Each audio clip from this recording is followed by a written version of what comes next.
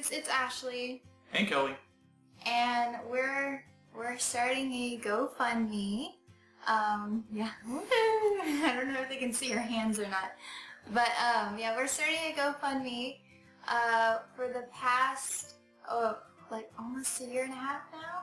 Year and a half. We have been trying to conceive our first child, and it has been a bit of a journey.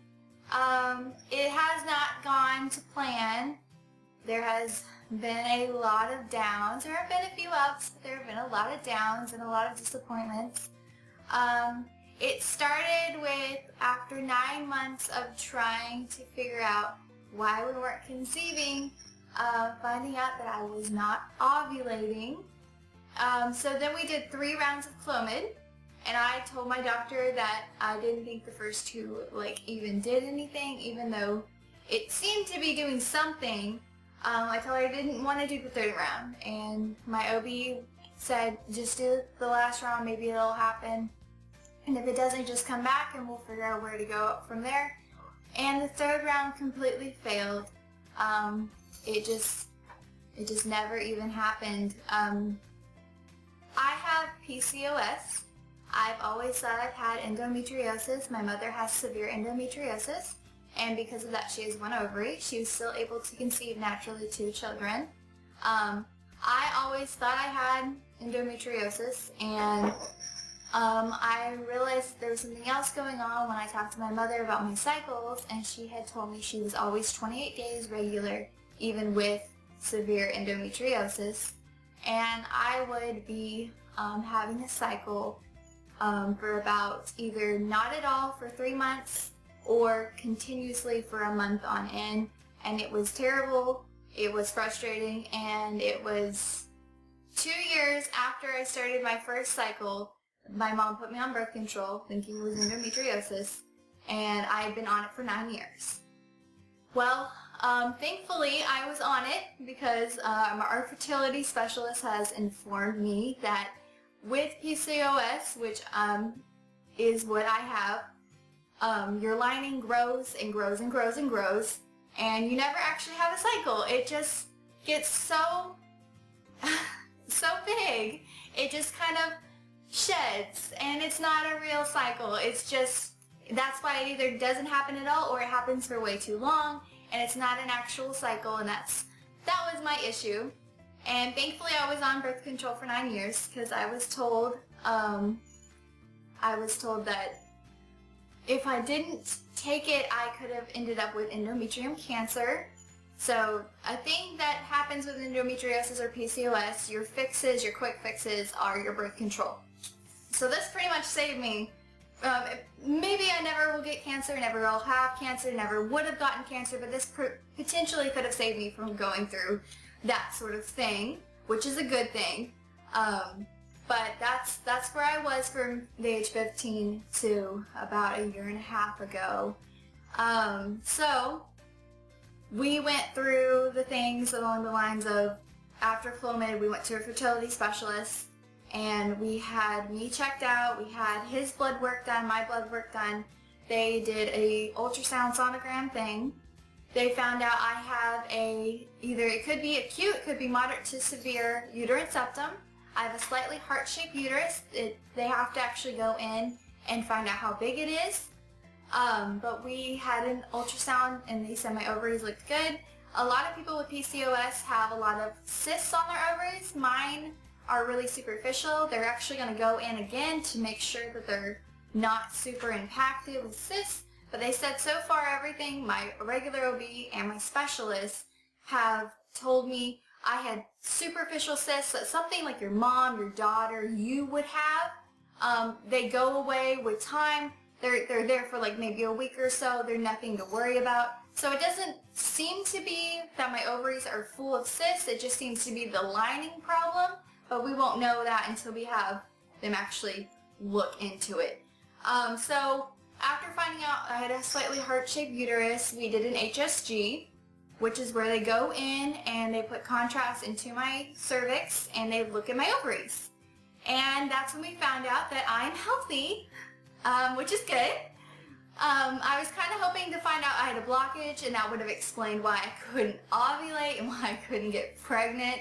But no, everything is healthy, and that's okay. That no news is good news. I hate that saying, but you know, that's pretty much, they looked at it. My ovaries are open. Everything checks out. The only thing that's really wrong at this point is the PCOS and the heart-shaped uterus. So, with that in mind, the HSG, after coming back pretty much positive and only telling us what we already knew, we have scheduled a laparoscopic surgery.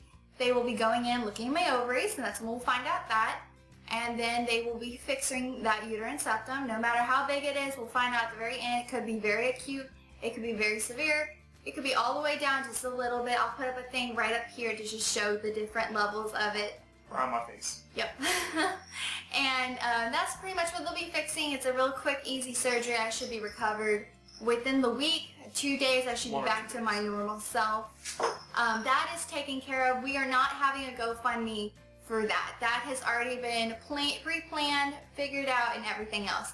What we are having this GoFundMe for today is IVF, because we found out that he, with his little analysis that he got today, I thought it'd be a couple days before we got the information, but it took 10 minutes, and we found out he is not only fertile, but above average for his age, and great and awesome. And we found out with my ovaries, when they looked at my ovaries, we found out that I actually have a quantity above my age level of eggs. So that's good too. So the only really huge factor is the PCOS. We have all the Legos, but we're missing that one piece. Yep. And we're hoping that you can help us find that one piece.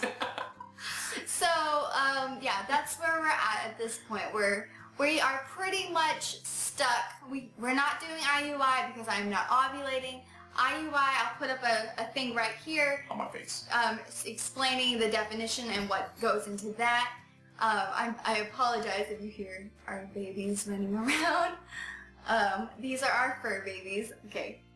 She does not want to be a part of this. So we find out we are pretty much great. We just need to do the IVF. We're not doing IUI. It would be pointless in this case. Long story short, everything is great. Like, everything is green. We just need a little bit of help from a surgeon to complete this process. In other words, the cool thing is that our doctor happens to be a big deal. She invented this awesome process. Her and her husband came up with the concept and then implemented this concept in the medical world called effortless IVF. And one of the big factors is if I need a biopsy of an embryo, I won't be able to do it. A male factor is another reason why we wouldn't be able to do it, but he is great. We found this out today. So we might qualify for it, but on the off chance that we don't qualify, we do have to do the regular IVF. So we are trying to raise $20,000, which is a crazy amount, and we do not expect to just raise it all at once. I'm going to be doing a bunch of different things. Off-site donations will be put toward these donations. They won't actually be considered an on-site donation. It's just something like if we do it off. So it all will be gradually going toward that. And whatever we can't raise, don't raise, we will be borrowing. It's just $20,000 is a lot to borrow. So that's a car. So we need some help. We've been doing this for a year and a half, and I know people have done the trying thing longer, but we're at this point where we already know everything that we need to, and we just need to do it. We did all the homework. There's no sense in trying for years and years on end. I understand the whole, they've been trying for 5 years, and look, they finally have a kid. So looking further into this, even if we did get pregnant, the likelihood of her having a miscarriage is super high. Yeah. So there's almost no point even trying, just because I don't want to go through, and I don't want to put her through the heartache of a miscarriage, or like, oh, we've been trying for so long and we finally got one and now it's gone. The good news is with this laparoscopic surgery, my miscarriage risk goes down astronomically. It's almost not even there anymore. After they I suggest you go and look up laparoscopic uterine septum surgery for the simple fact that you will see what they do. It's very invasive. Pretty much after they fix it and the uterus is opened back up, or the uterus is opened back up, that all that extra tissue that shouldn't be there, it doesn't have blood vessels, isn't viable to hold a pregnancy, goes back and grows as normal, and it never comes back together. This is a one-time surgery, thankfully. Thankfully. So all we have to do is pretty much take an egg, take a sperm, put them together, and put them inside me. And that costs about $15,000, maybe more, maybe less, depending on what we're able to do.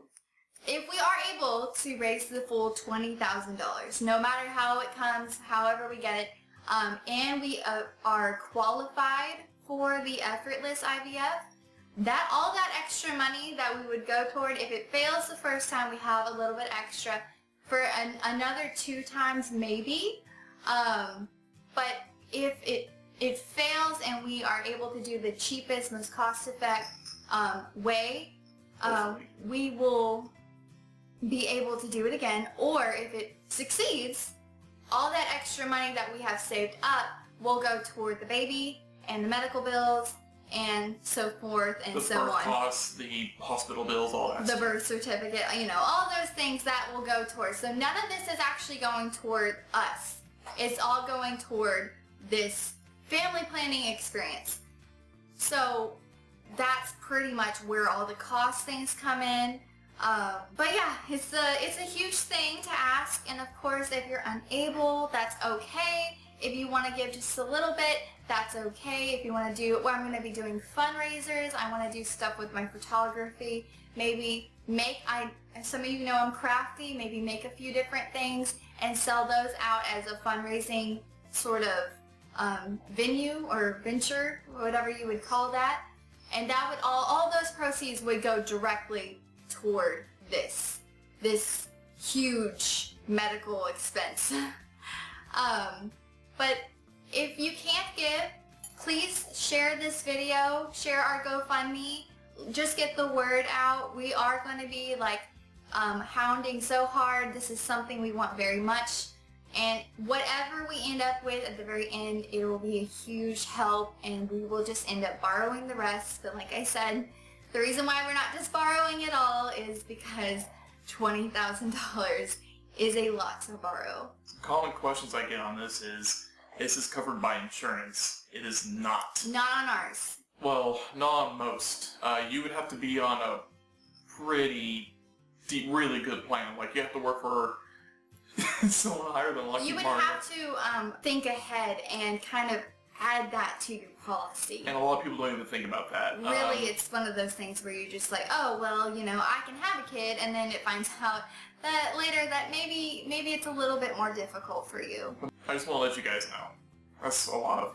Yeah. I get a lot of people asking. Yep. Our insurance has for him, it's a $500 deductible, and he would never reach that. For his out-of-pocket cost, it was $75 for that's all he had to do. Literally, that's it. The male factor sort of situation is very easy and very, very costly. It costs very low, pretty much. For me, it was a $1,000 deductible. And after we reached that, which we wouldn't have had we not have done other things, had other sonograms at different times, we would have never reached that had I not needed this surgery and had I not gone toward doing a sonogram before the specialist. Then after that, they pay 20%.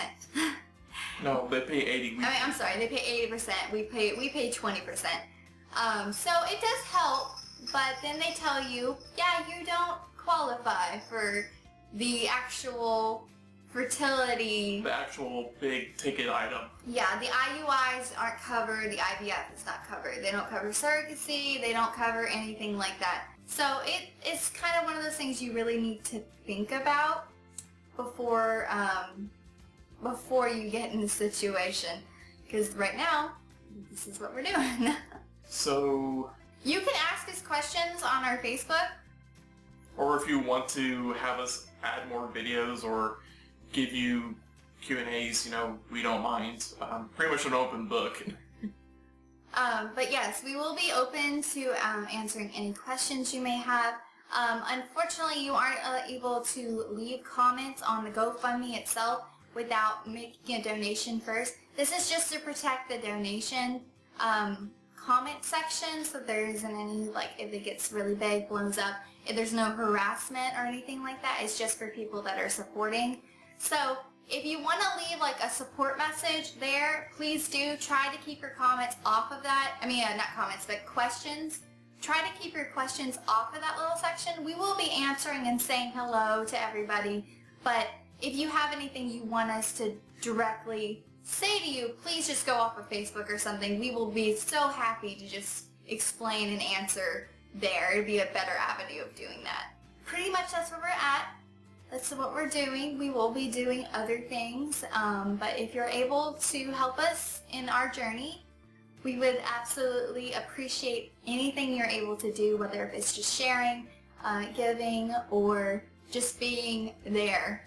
Just being there is just a really great thing as well. I'm going to give a shout out to my really great friend and former coworker, Courtney. She is amazing, and she has definitely been, other than him, been my rock in all of this. Just a good way to say hey, and her to say, I gotcha.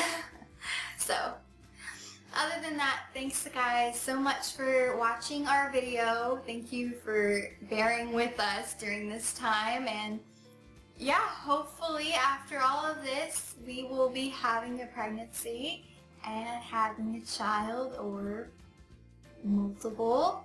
Let's keep our fingers crossed that we have at the very end of this everything we've always wanted.